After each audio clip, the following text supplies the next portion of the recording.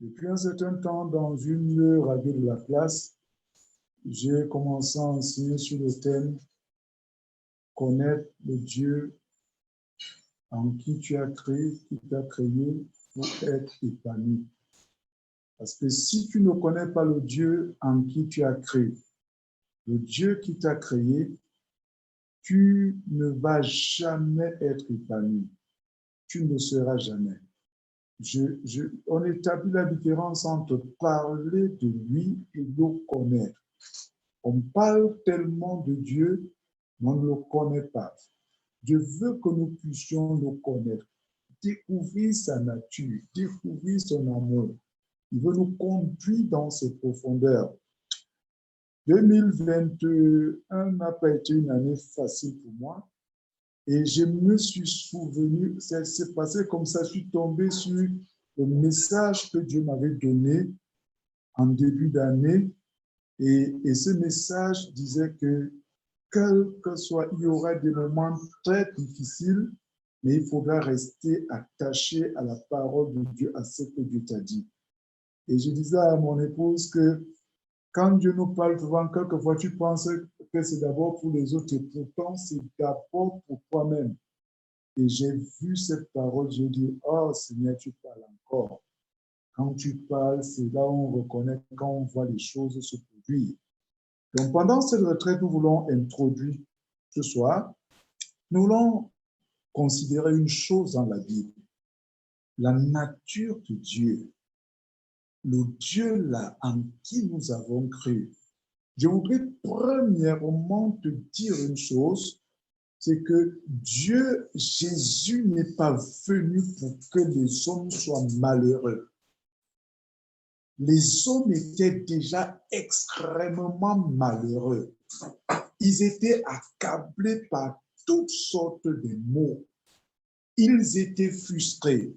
Ils avaient énormément de problèmes. Donc, lorsque Jésus vient pour sauver les hommes, ce n'est pas pour laisser ceux-ci accablés encore par les mêmes choses. Non. Mais l'ignorance fait en sorte que nous soyons en train de subir les choses que nous ne devrions plus subir. Et nous allons, si Dieu va nous faire grâce, voir la différence entre parler de la prière et prier. Et je pense que je pourrais parler de ça mardi soir. La différence entre parler de la prière et prier. Vous comprenez? Et nous allons voir, c'est-à-dire que ce qui caractérise les hommes qui prient. C'est deux choses différentes. Et nous croyons qu'à la fin, nous allons célébrer le nom de notre Dieu.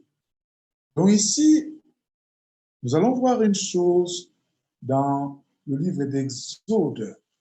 Et nous allons comprendre que le plan de Dieu, Exode 34, n'a jamais été que les hommes souffrent. Non, je le démontre bibliquement.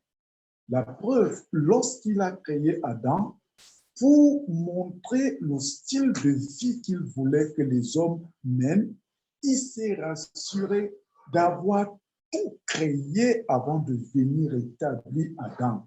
Adam n'a fait aucun effort pour venir créer, il n'a fait que jouir de ce que Dieu avait créé. Comme pour dire que voilà le style de vie que Dieu voulait que les hommes mènent. Même après le péché, quand Noé va offrir un parfum, un sacrifice, Dieu dit, je ne maudirai plus la terre parce que son plan n'est pas qu'on souffre. Non, loin de là. Loin de là. Ce n'est pas ça son plan. Maintenant, le problème que nous avons, c'est que nous ne connaissons pas Dieu. Il me semble que dans tout le Nouveau Testament, parmi les apôtres, un seul déclarait souvent ceci aisément, je connais celui en qui j'ai cru. L'apôtre Paul, je connais celui en qui j'ai cru. Tu entendras très peu de gens faire ce genre de déclaration. Jean, qui a eu la grâce de clôturer la Bible, d'écrire le dernier livre de la Bible, lui, tellement il était ignorant de Dieu que lorsqu'il a vu l'ange, il s'est prosterné devant l'ange pour l'adorer. Pourtant, c'est des gens qui ont mangé avec le maître. Ils l'ont touché, ils l'ont expérimenté. Donc ici, quelque chose est dit dans le livre d'Exode 34, à partir du verset 6 et 7. Voilà ce qui est écrit. Et l'Éternel passa et s'écria, l'Éternel, Dieu miséricordieux, Dieu miséricordieux, un Dieu qui a pitié de son peuple, un Dieu qui a compassion de son peuple. Voyez cette dimension de la connaissance que Moïse a de Dieu. Il est le Dieu compatissant. Il est le Dieu miséricordieux. Il prend pitié de son peuple. Après tout, c'est quand même un peuple au courage. C'est un peuple des rebelles. C'est un peuple qui, à peine une heure célèbre Dieu, la minute d'après, il déclare que, mais vraiment, ça valait mieux qu'on reste chez Pharaon esclave. Mais regardez la miséricorde de Dieu. C'est ce que je veux que tu comprennes. Et si tu comprends cela, tu seras délivré. Parce que très peu de gens, n'est-ce pas, pensent que Dieu les aime effectivement. Très peu de gens ne sont même pas convaincus qu'ils ont été pardonnés. Aussi longtemps que tu ne connaîtras pas Dieu dans ces dimensions, du Dieu des miséricordes, du Dieu qui pardonne, du Dieu qui sauve, du Dieu qui pourvoit, qui guérit et tout, tu vas demeurer dans les mêmes problèmes. Et Dieu veut donc te sortir de là en cette fin d'année pour t'introduire glorieusement dans l'année 2022. Si nous sommes prophètes de l'Éternel, cela va s'accomplir. Hier, je me souvenais la vidéo que nous a repostée en début d'année, où je disais, Dieu m'avait clairement dit en décembre, c'était la traversée 2019, que 2020, le monde allait souffrir. Les hommes devaient prier comme ils n'ont jamais prié. Ça devait être une année de prière. Wow. Et quand on a vu 2020, le monde n'avait jamais autant prié. Et nous disions, cette année, il disait que seuls ceux qui vont le connaître au travers de sa parole vont demeurer attachés à lui, quelles que soient les circonstances, les événements. C'est eux qui vont voir la gloire de Dieu. Donc, je résume cela comme ça. Donc, ici, il dit, il est miséricordieux et compatissant. Voilà notre Dieu, miséricordieux envers toi, compatissant. Il est lent à la colère.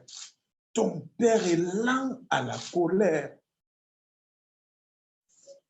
Et il n'y a que le diable pour te faire croire que tu mérites de te culpabiliser. Tu mérites de ne pas te pardonner. Il n'y a que le diable pour amplifier toujours la faute que tu as commise. Il te la ramène le matin, à midi, le soir, et du coup, nous mendions auprès de Dieu qui est notre Père. Nos prières sont les moments de mendicité. C'est pas comme si Dieu était notre Père. Parce que le diable nous donne une image tellement erronée de Dieu que ça devient pénible. Et on pense, comme quelqu'un disait tout à l'heure là, qui nous a un peu fait rire, il disait que lui, quand il grandissait, il pensait que le Dieu de la semaine là, quand on fait étude biblique, est un petit Dieu. Et c'est la raison pour laquelle quand on fait le truc, comment on appelle, quand on fait les offrandes, en semaine là, on donne petit. Mais à dimanche, on donne beaucoup parce qu'il y a beaucoup de gens et Dieu est aussi grand. Voyez un peu l'image que la religion nous a donnée de Dieu. Et ça fait partie des raisons majeures pour lesquelles nous souffrons atrocement. Nous ne vivons pas le christianisme. Nous ne sommes pas épanouis. C'est-à-dire que entre ce que nous lisons, ce que nous vivons, c'est comme s'il y a des phasages, c'est comme si c'est juste des histoires qui sont racontées. Mais non, il n'en est rien. Il n'en est rien. Vous comprenez? Dieu est miséricordieux. Il est compatissant. Il est lent à la colère. Donc, il n'est pas comme nous. Il n'est pas un frère de la laitier qui, lui, se fâche rapidement et casse tout avant de se réajuster. Non, Dieu n'est pas comme ça. Il est lent à la colère. Ça ne veut pas dire qu'il ne se fâche pas. Est-ce que tu comprends? Il est lent à la colère. Et dans Acte 17, le verset 30 à 31, 21, 30, 31, il dit, Dieu use de miséricorde. En fait, il dit, il est patient. Il ne tient pas compte des temps d'ignorance parce qu'il sait que le diable rend les gens ignorants.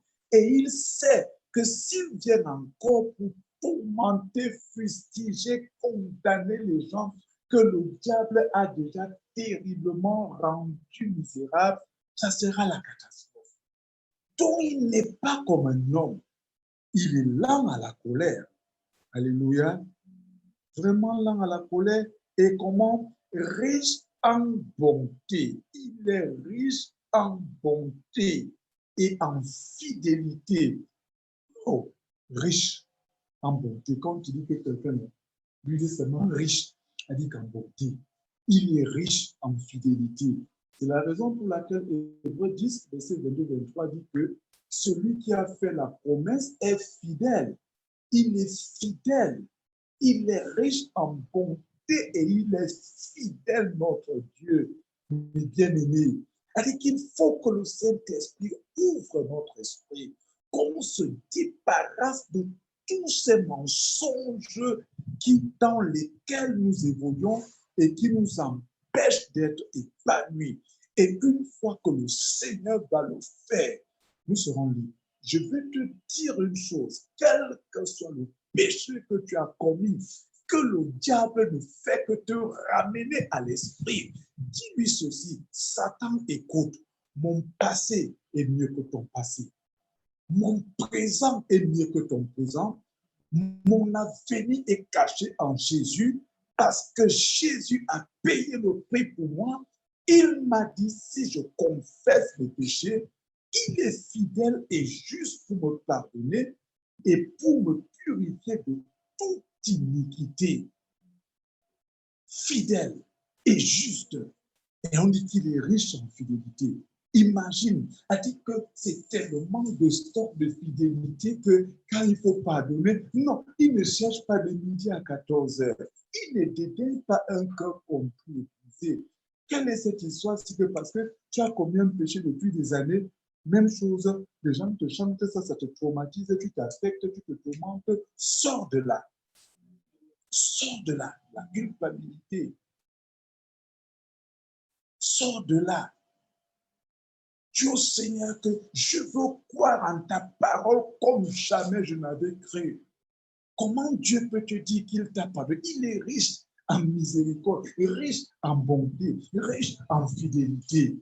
Ça ne lui manque pas. Donc, autant de fois que tu lui demanderas pardon, autant de fois que tu reviendras à lui, il te pardonnera. Sinon, il n'aurait jamais enseigné. Écoutez, dans Luc 17, n'est-ce pas, il dit, il n'aurait jamais enseigné aux disciples de pardonner à une personne 77 fois 7 en un jour.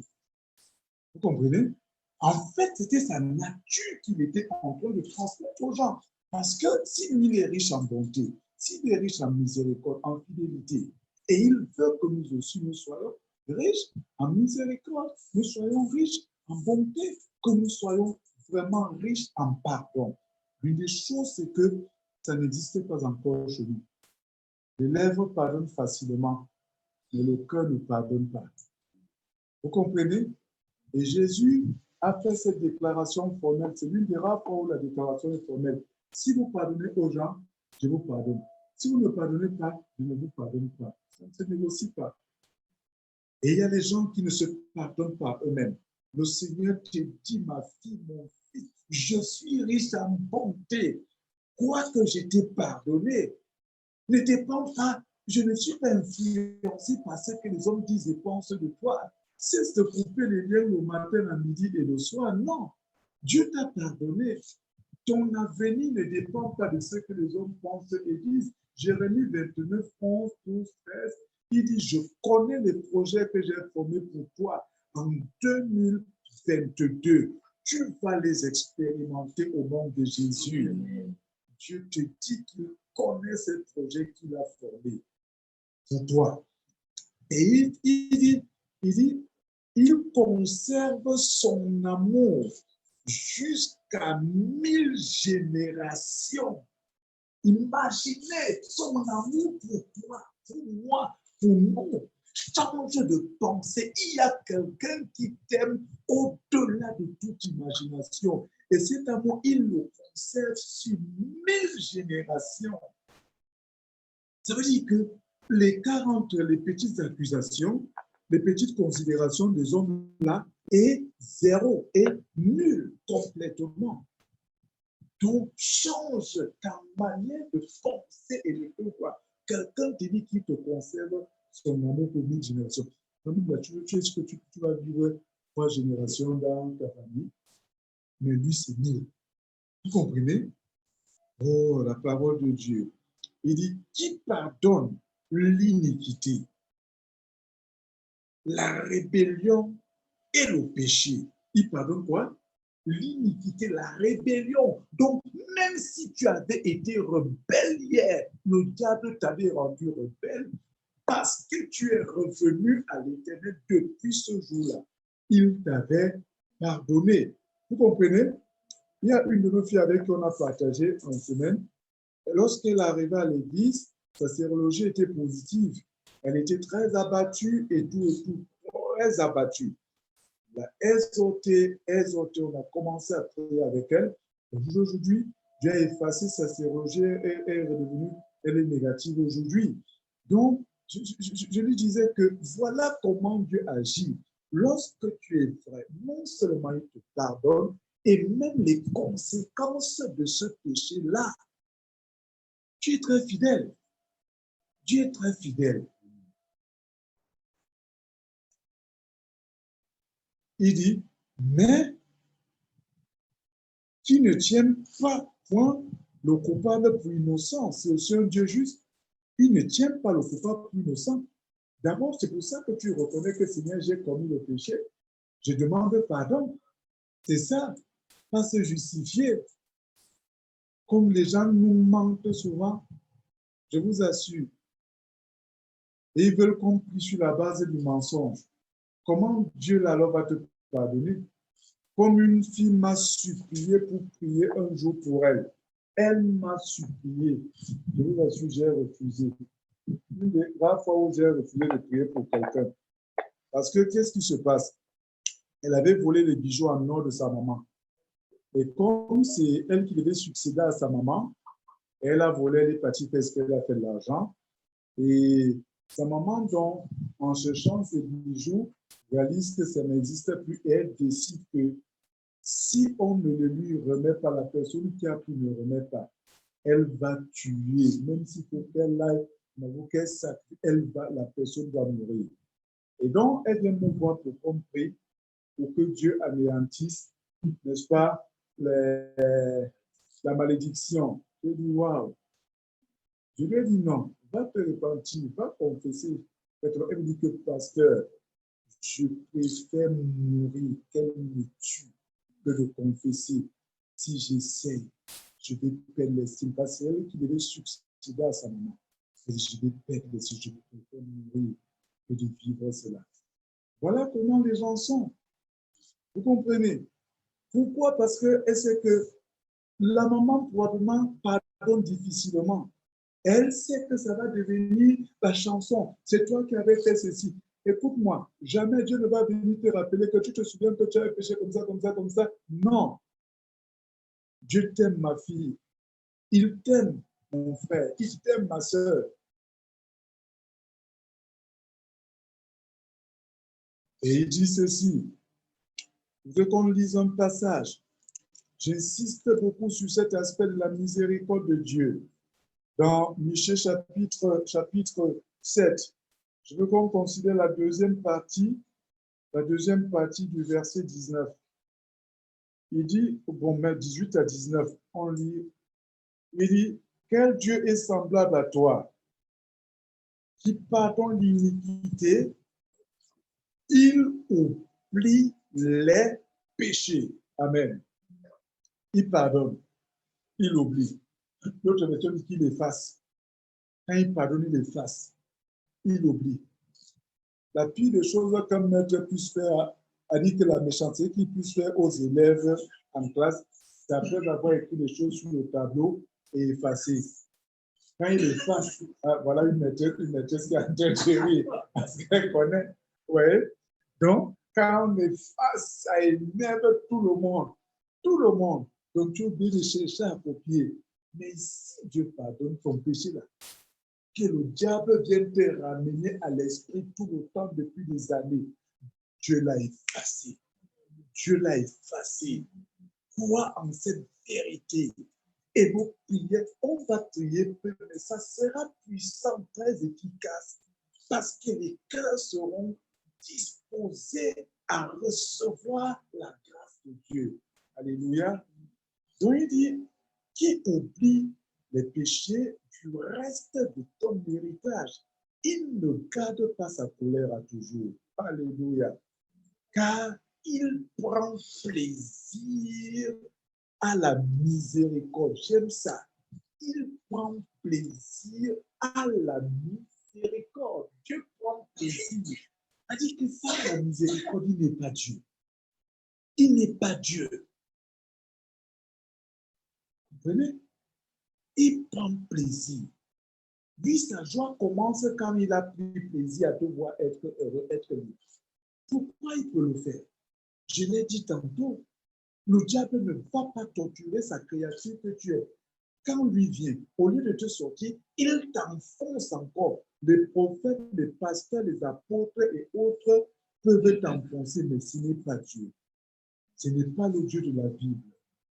S'il te plaît, tellement on t'a enfoncé que quand tu commences à prier difficilement, tu rentres à Dieu parce qu'il t'a discipliné. Tu commences par demander d'abord pardon. Les péchés que tu avais commis depuis, Seigneur, si tu m'avais pardonné, montre-moi un signe. Tu comprends? Non, fais-toi du bien. Il t'a déjà pardonné. Et on n'avance pas. Et c'est pour ça que c'est difficile d'adorer Dieu en esprit et en vérité. Parce que l'esprit est surchargé. L'esprit est saturé des choses qui ne devraient pas être. Décharge-toi de tous ces fardeaux et de tous ces soucis. Je vous assure que si nous le faisons, vous allez voir le miracle que Dieu va opérer. Vous comprenez? Alors, il dit, il prend plaisir à la miséricorde. Allons y voir une des déclarations très fortes de Jésus dans Matthieu chapitre 9, le verset 13. Matthieu 9, verset 13.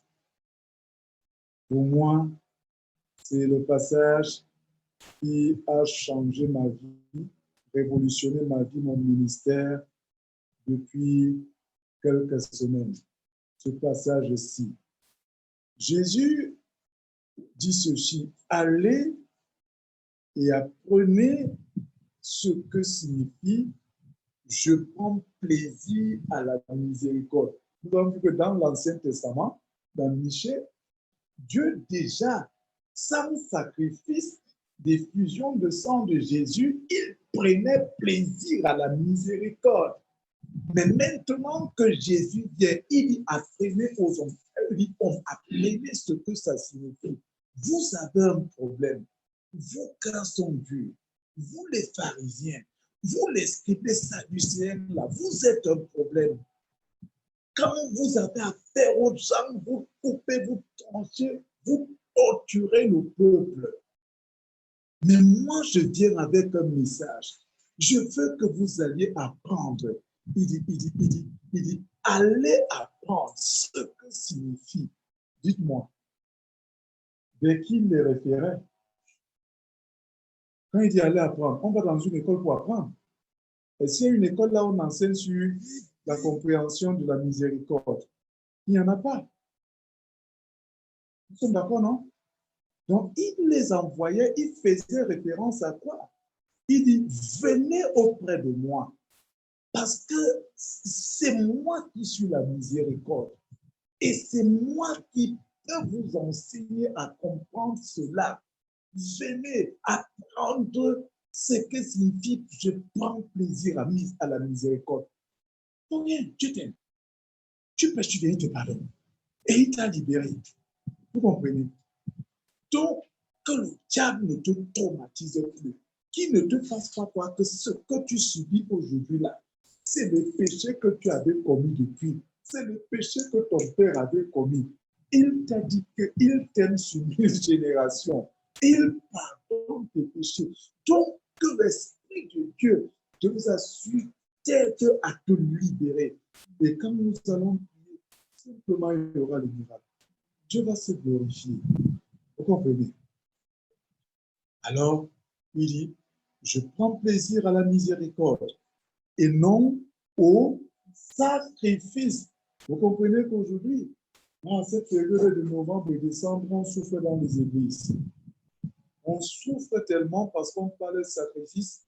Sacrifice, il faut donner le sacrifice qui va toucher le cœur de Dieu.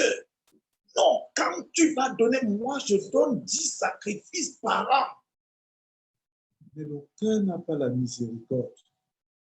Mais tu préfères corrompre Dieu par les sacrifices. Vous comprenez un peu? Beaucoup pensaient que c'est nos dons qui corrompent Jésus. Jésus dit non. Moi, mon message est simple.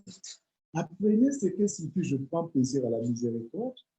Deuxième chose, que le sacrifice n'est pas plus important. Si tu ne peux pas aimer les autres, avoir pitié d'eux, leur pardonner, leur donner la place qu'il faut, oublie. Tes sacrifices ne représentent rien. Tu as compris? Tes dîmes ne représentent rien, ne valent rien devant Dieu. Ton pasteur, ton prophète va manger, mais devant Dieu, tu n'as rien fait. Il dit, car je ne suis pas venu appeler des justes, mais des pécheurs. Vous comprenez? Il n'est pas venu pour les justes. Ok, comme vous, les pharisiens, il a dit, si votre justice ne surpasse pas celle des pharisiens, les gars-là ne s'amusaient pas avec les œuvres, ils étaient calés. Vous n'avez pas vu le jeune homme riche là? Il dit, moi j'ai pratiqué toute la loi, donc je ne suis pas reprochable. Non, là, il était fort. Mais ce n'est pas pour ça que je suis venu. Jésus a un message. Et c'est pour ça que nous nous accordons avec l'Esprit de Dieu, mes bien-aimés, pour vous dire que le Seigneur veut te faire du bien en 2022. Et si tu laisses cette fardeau tomber, quelqu'un va dormir comme un bébé nouveau-né. Tu comprends? Si tu te pardonnes à toi-même, toi qui m'écoutes, ma soeur, tu te pardonnes à toi-même, Jésus va te pardonner. Ces maladies, ces choses qui t'accablent, dès que tu vas te pardonner, tu entres dans le plan de Dieu pour toi. Et la semaine-ci, le genre de bonnes nouvelles que tu vas recevoir, tu m'appelleras pour dire, pasteur, ce que tu avais dit, je l'ai vu.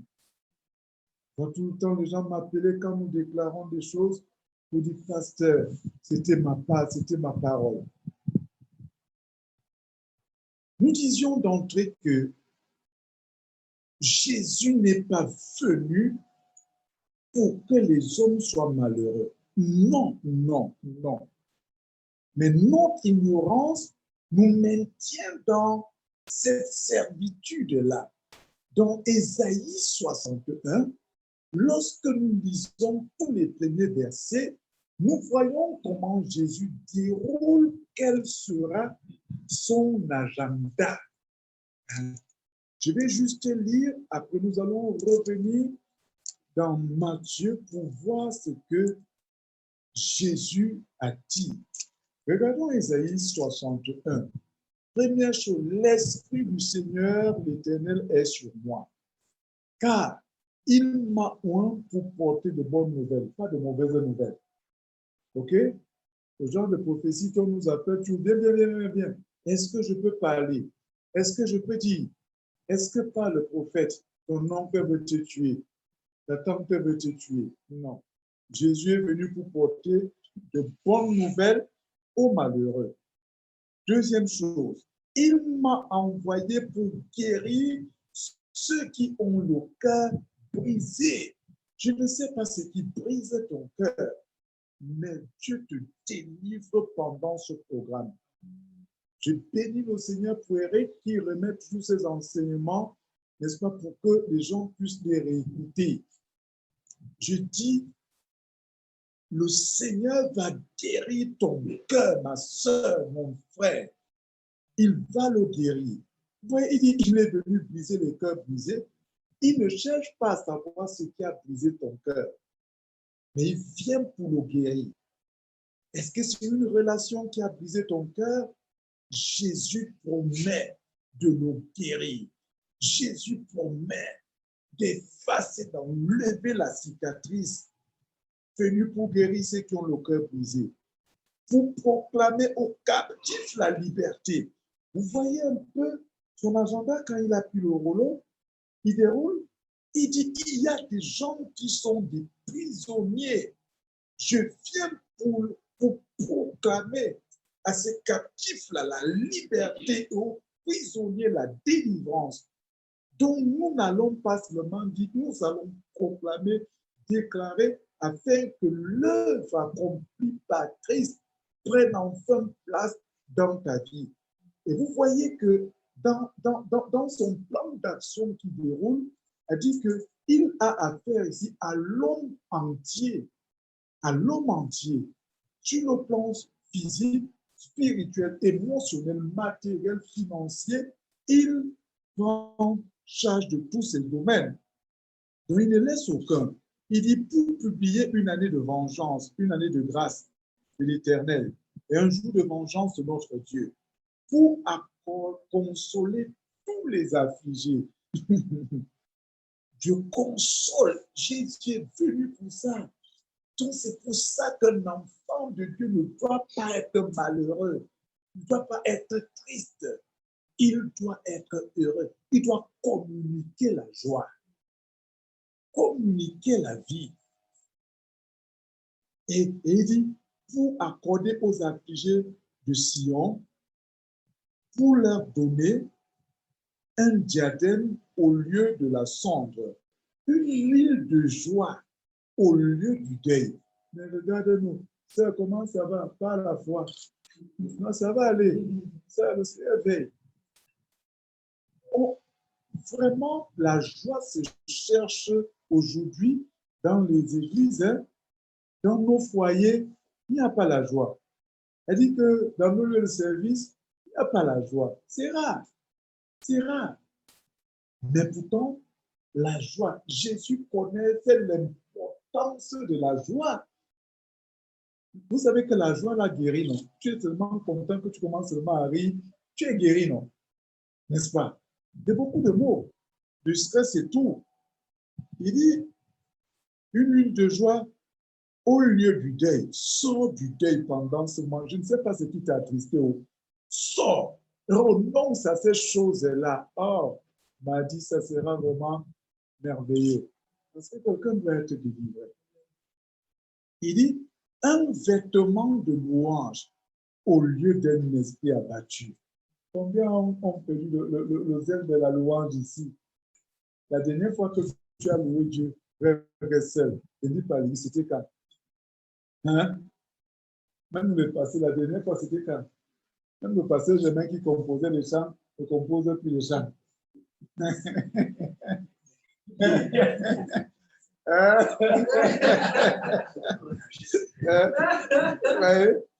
Donc, vous comprenez, n'est-ce pas?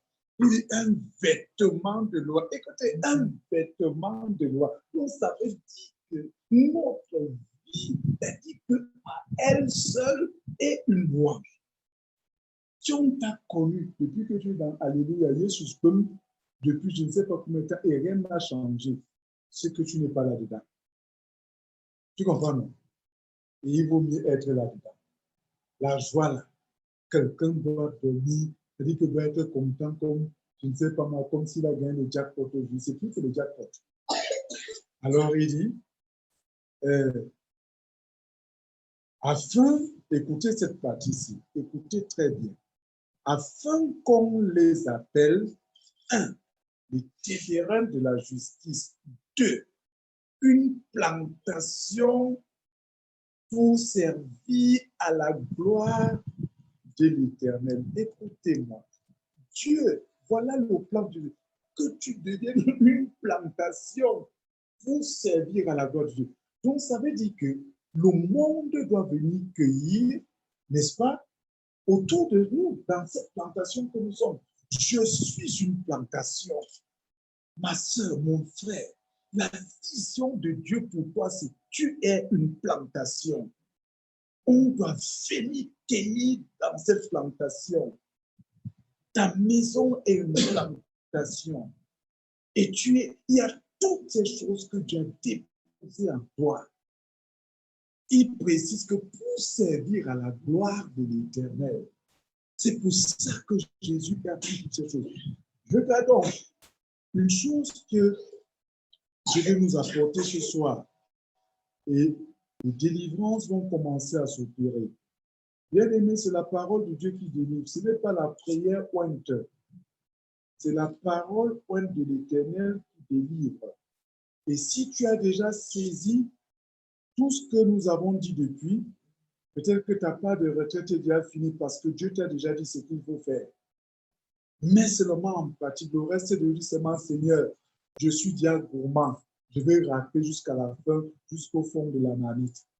Allons-y dans Matthieu 5. Matthieu 5, pour voir le plan maintenant, donc la manifestation de ce qui est dit dans Ésaïe 61. Vous voyez que dans le livre de Matthieu, au chapitre 3, Jésus se fait baptiser, n'est-ce pas? Au chapitre 4, qu'est-ce qui se passe? Il est tenté par le diable. Après la tentation, parce que le diable ne voulait pas que son agenda qu'il avait déroulé, qu'il puisse l'exécuter. C'est pour ça qu'il l'attaque. Il vient le tenter. Après maintenant ça, après la tentation, juste après, Dieu veille sur son alliance. Il y a la lignée de Jacob, le béni de Dieu, qui souffre. Il y a Zabulon, il y a Nephtali. Ils sont dans une situation chaotique. Les générations. Souvenez-vous que son alliance, son amour, c'est pour 1000 générations. Il a aimé Jacob. Et il y a la lignée de Jacob qui souffre. Zabulon, Nephtali. Ils sont dans l'ombre de la vallée de la mort. Ils sont dans les ténèbres. Jésus dit, je commence par là. Il faut qu'ils soient délivrés. Il les délivre. Je dis bien, il déroule déjà Ésaïe 61. Et vous voyez juste les versets qui suivent, il touche l'aspect physique maintenant de l'homme. Il faut qu'il guérisse les hommes de leur maladie. Il va guérir. Et quand il finit, il dit, pour que ces choses soient efficaces, il faut que je baptise les hommes dans ma parole. C'est comme ça donc qu'il leur déroule maintenant donc, il continue donc de leur dire ce que Ésaïe 61 voulait dire. Matthieu 5 à partir du verset 1 dit, Voyant la foule, Jésus monta sur la montagne. Et après qu'il se fut assis, ses disciples s'approchèrent de lui. Puis, ayant ouvert la bouche, il enseigna et dit, frère, il y a les enseignants ici, frère, je veux que tu ouvres ton cœur. Je veux que tu ouvres ton cœur à tous ces bien-aimés qui sont loin, qui nous écoutent. Je veux vraiment que tu ouvres ton cœur, que Eric ouvre son cœur, que Christian, Ghislain ouvre son cœur, que Marc ouvre son cœur, que Marie, Suzanne, Jocelyne, Solange ouvrez vos cœurs, que Victorine, que Larissa, que Nkomo ouvre son cœur, que, n'est-ce pas, Mariette, que Judith, que Maman Corinne, que Maryse ouvre son cœur, que Thelma ouvre son cœur, que Jeanne, que Maman Shekem ouvre son cœur, que toutes ces personnes ouvrent vos cœurs parce que le Seigneur est en train de vouloir nous conduire à un niveau très profond avec lui. Je dis pour une année exceptionnelle. Parce que comme ces choses vont partir, comme tu vas manifester la joie, il y a des gens qui sont dans la tristesse, qui veulent quelqu'un qui va leur communiquer la joie. Tu es une sœur, tu veux le mariage, mais c'est toi qui es triste chaque jour. Quand quelqu'un va te voir, il va dire que le genre de femme qui est triste là chaque jour, je ne veux pas moi les problèmes. Hein? Tu as un frère. Non, mais rien pas, c'est la vérité. Toi, tu es tout là, nerveux du matin jusqu'au soir. La joie n'est pas là. Mon frère, on m'a seulement dit que ça, c'est un lion. Je préfère mourir célibataire. Pardon. Mais ce n'est pas le plan de Dieu. Voilà donc ce que, n'est-ce pas, Jésus enseigne. Il dit, je ne suis pas venu pour que les gens restent dans leur misère. Je l'ai dit, Ésaïe a prophétisé sur moi au chapitre 61, mais je vais maintenant moi-même parler de mes propres mots. Il dit, heureux qui les pauvres en esprit, car le royaume des cieux est à eux. Il commence par heureux. On est chrétien pour être heureux. C'est Jésus qui le dit. À moins que toi, tu décides que nous, vraiment, on ne comprend pas bien.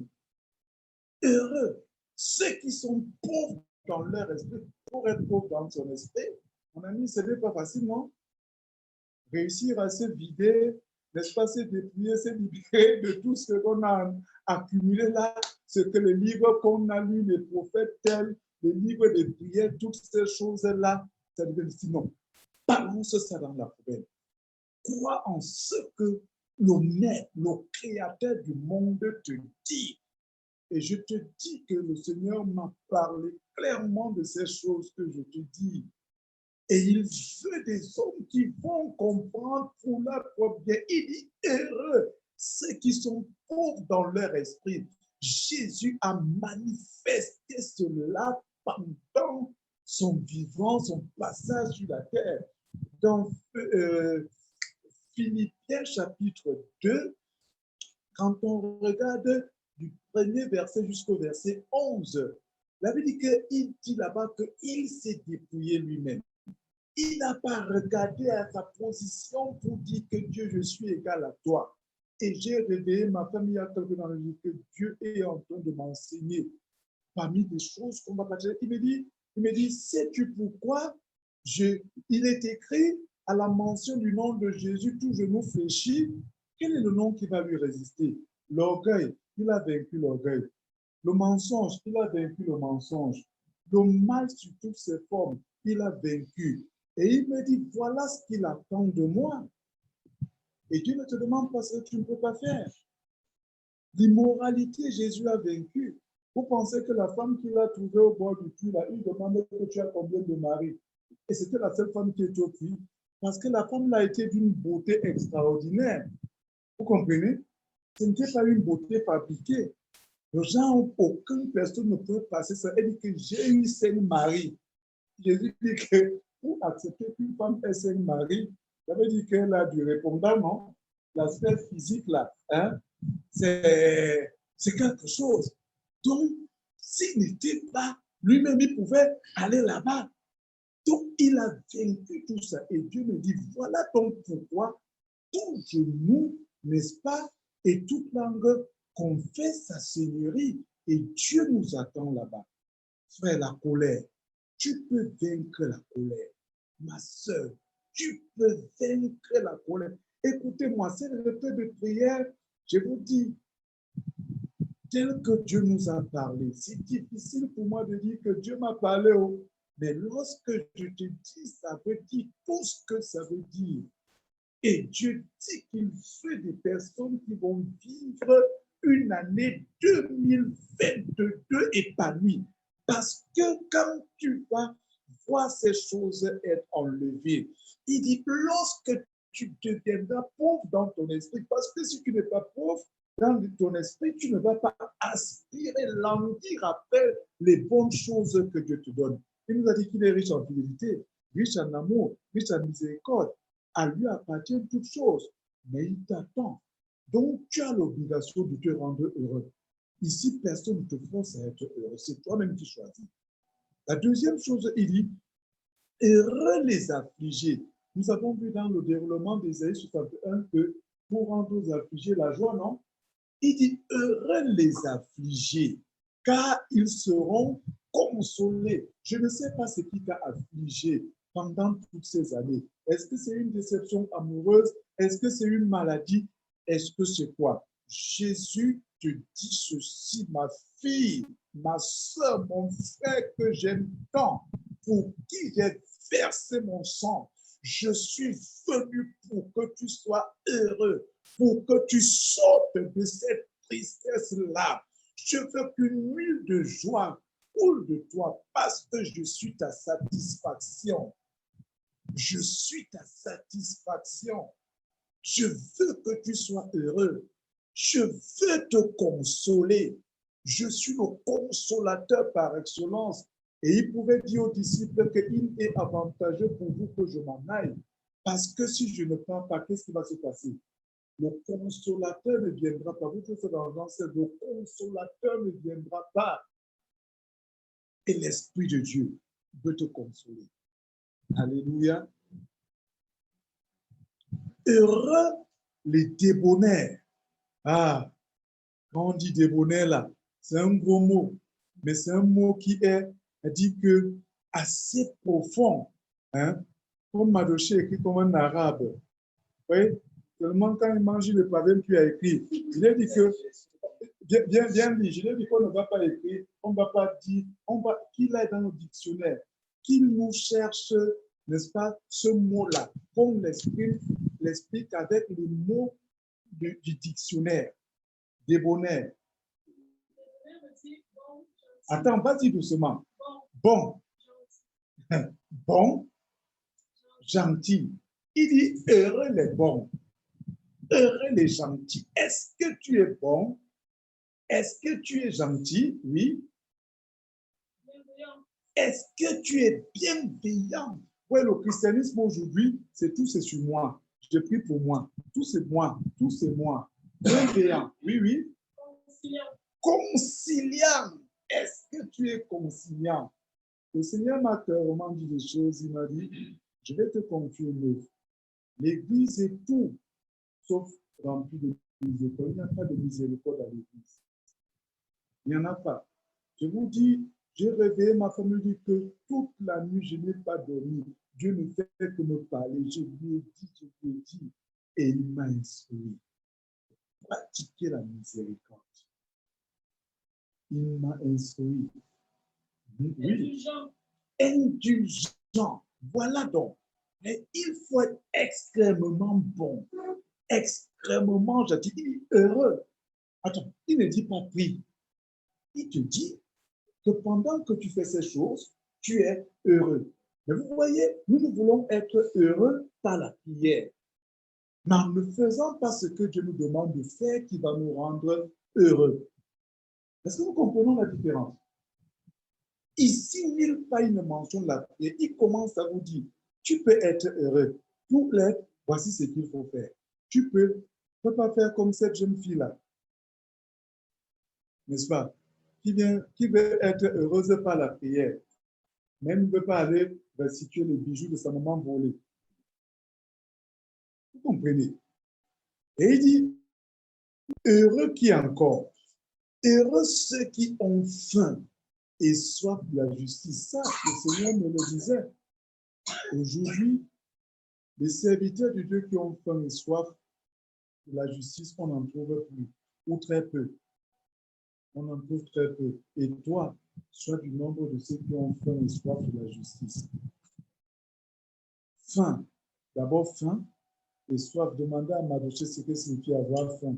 Il va vous dire ce que ça signifie. Quand on a faim, vous comprenez? Quand on a faim, on n'a qu'une seule envie, l'envie de manger. Mais maintenant, cette soif-ci, c'est la soif de ce qui est juste. La soif de ne pas garder, a dit que de ne pas emprisonner la vérité. Il faut avoir faim, soif de la justice. Ah, et telles personnes finiront comme Jean-Baptiste. Mais le plus important n'est pas de finir vite, mais c'est là où tu vas qui est plus important. Vous comprenez? On est heureux seulement quand on a soif et faim de la justice. Qu'est-ce qui va leur arriver? Car ils seront rassasiés. Les débonnaires vont hériter quoi? Ils vont hériter la terre. Vous pensez que tout ce que nous faisons bon, c'est ici que nous moissonnons. Hein? Tabitha, tu connais l'histoire de Tabitha. Cette femme-là qui était tellement bonne, a dit qu'elle a tellement fait du bien autour d'elle. Ce n'est pas aussi qu'elle a moissonné, c'est d'abord ici.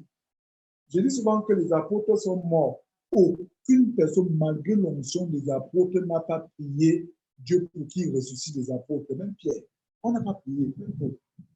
Mais quand Tabitha est morte, tellement elle a fait du bien aux gens. Elle donnait, elle donnait, elle donnait, elle donnait, elle donnait. Et les fidèles ont dit, Pierre, tu nous ressuscites notre Tabitha. Chacun venait montrer ce qu'il a reçu de Tabitha. Et ça produit la résurrection. Mais nous, là, vous donnez, c'est un problème. Priez toujours. Il dit, heureux les miséricordieux, car ils obtiendront miséricorde. Il a dit que quoi? Lui prend plaisir à la miséricorde. Et il dit, vous aussi devez être comme moi, des distilleurs de la miséricorde. Il dit que quand quelqu'un t'a blessé, là, ça t'a fait mal jusqu'à.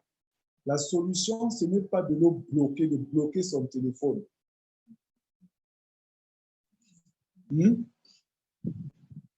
Pourquoi les gens rient, non? Ce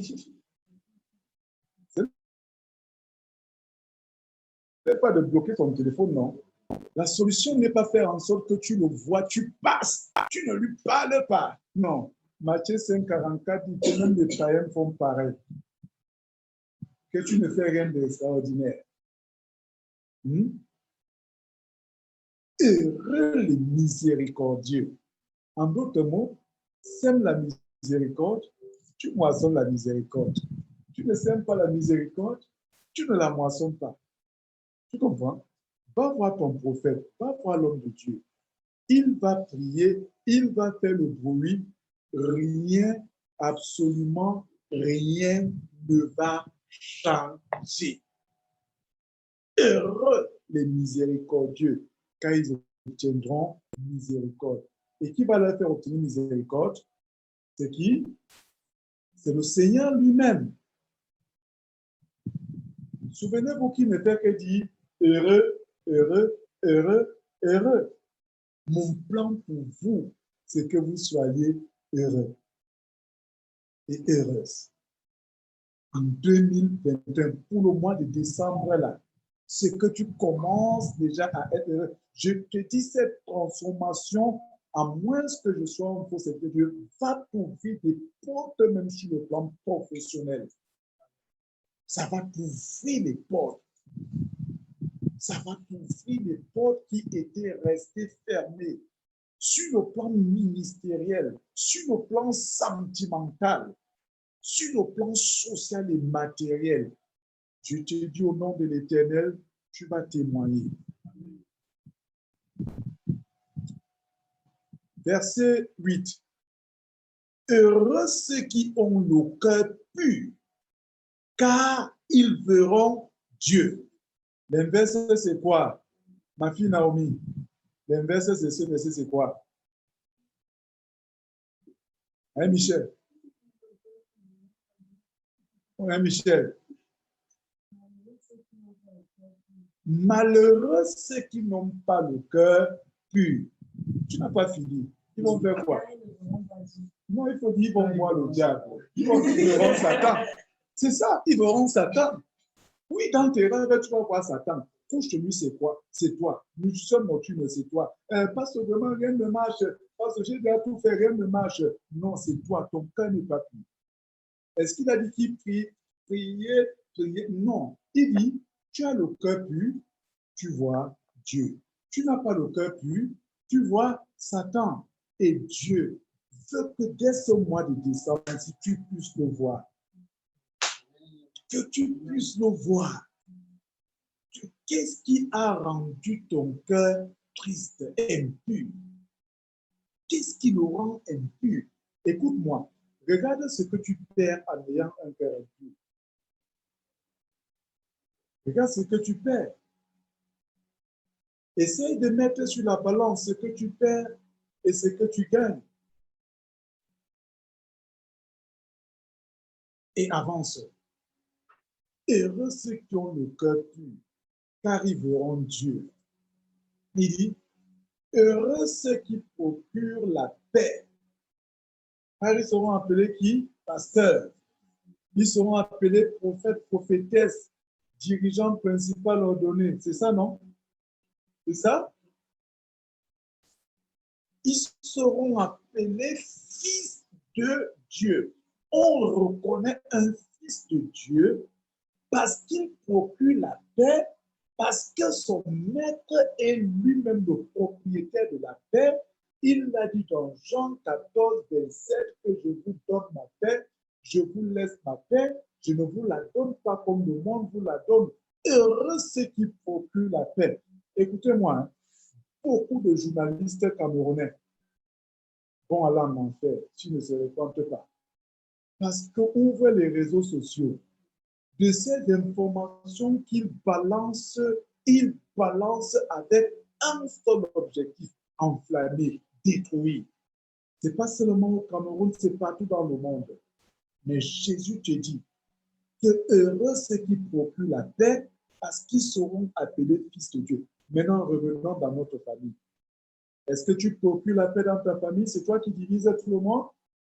Tu rassembles ou tu divises? C'est toi qui es à l'origine de toutes les intrigues. Dans ton propre foyer, c'est toi. Jésus dit la condition sine qua non pour être appelé fils de Dieu. Hein, Eureka, c'est quoi? Pour être appelé fils de la condition, c'est laquelle?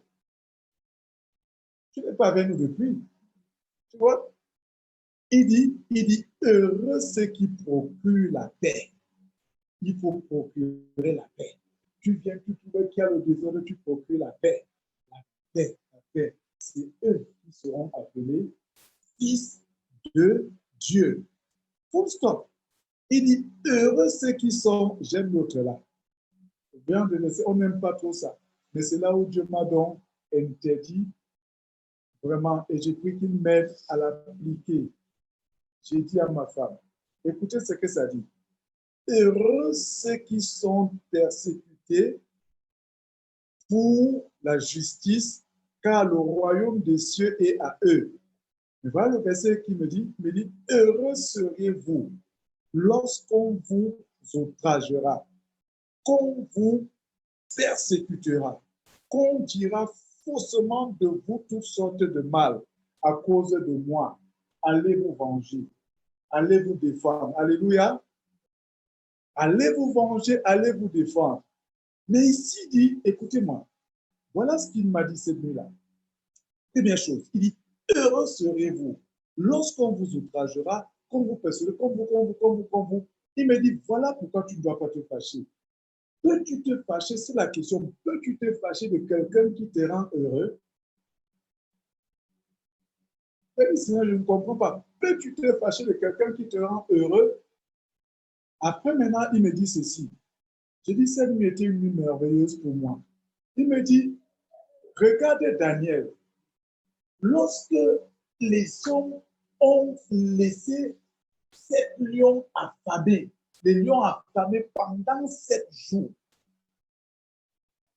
a dit que le diable les a inspirés comment faire pour le tuer.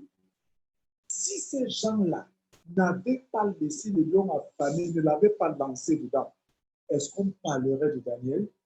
Il est la seule personne qui a eu le privilège de séjourner dans une fosse avec les lions affamés sans que ça ne le mange. Personne d'autre ne l'a fait dans ce monde-ci. Parce qu'on a pensé lui faire du mal. Ça, c'est la première chose qu'il m'a dit. La deuxième chose qu'il m'a dit, cette nuit-là encore, il dit, regarde Meshach, Shadrach, Abednego, parce que les gens ont pensé leur faire du mal à cause de moi. Ils ont été jetés dans le feu. Maintenant, s'ils n'avaient pas été jetés, est-ce que la quatrième personne serait avec eux? Non, ils étaient jetés 3. À cause de la justice de Dieu, et il y a eu la quatrième personne qui était avec eux. Il dit, pourquoi tu te fâches quand les gens te rendent heureux? Celui qui parle mal de toi, celui qui te calomnie, celui qui pense qu'il te détruit, ne te soucie pas de ce que ces paroles vont dire parce que ça n'a pas de sens. Devant Dieu, il te rend heureux. Donc, si tu peux même, c'est pour ça qu'il me dit, voilà pourquoi je t'ai dit, donne à manger à tes ennemis pour qu'ils te rendent davantage heureux. Plus il va manger, plus il va te rendre heureux. Cherche des gens qui vont te rendre heureux, mais ne va pas chercher des problèmes. Tu comprends? Heureux, heureux, heureux seras-tu lorsqu'on va te persécuter. Ne bloque pas le numéro de téléphone. Ne change pas d'attitude. Continue d'être, on a vu, être débonnaire, être miséricordieux. Reste dans le plan de Dieu. Reste dans ces choses. Jésus dit, heureux, heureux, heureux, heureux. Il dit, réjouissez-vous et soyez dans la légresse. Pourquoi? Parce qu'il y a une récompense qui sera grande dans les cieux. Mon ami, toutes ces choses, on te dit qu'il y a une récompense. Les gens te rendent heureux. Puis après, tu as reçu une récompense merveilleuse, tu te fâches. Il dit car c'est ainsi qu'on a persécuté les prophètes qui ont été avant vous. Pasteur, comment dire le pasteur Germain? Lorsque la persécution vient, on pense qu'on te persécute, on te rend heureux. Lorsque Étienne, si on ne lapidait pas Étienne, on n'était pas en train de couper la tête d'Étienne, il n'aurait pas vu le ciel ouvert. Il a vécu toute sa vie sur la terre, mais c'est le jour où on est en train de le lapider. Parce qu'il fait ce que Dieu veut qu'il voit, les cieux ouverts. Alléluia. Tu peux te faire du bien. Ça, c'est l'introduction de cette retraite, des choses que Dieu nous dit, de ce qu'il veut faire pour toi et de toi, de ce qu'il veut que tu deviennes en 2022. Et c'est pour ça que Dieu est terrible. Il a planifié cette retraite-ci à la fin du mois de novembre et début décembre pour que tu commences à expérimenter. Tu peux devenir heureux et tu dois devenir heureux. C'est le plan parfait de Dieu pour toi. Alléluia.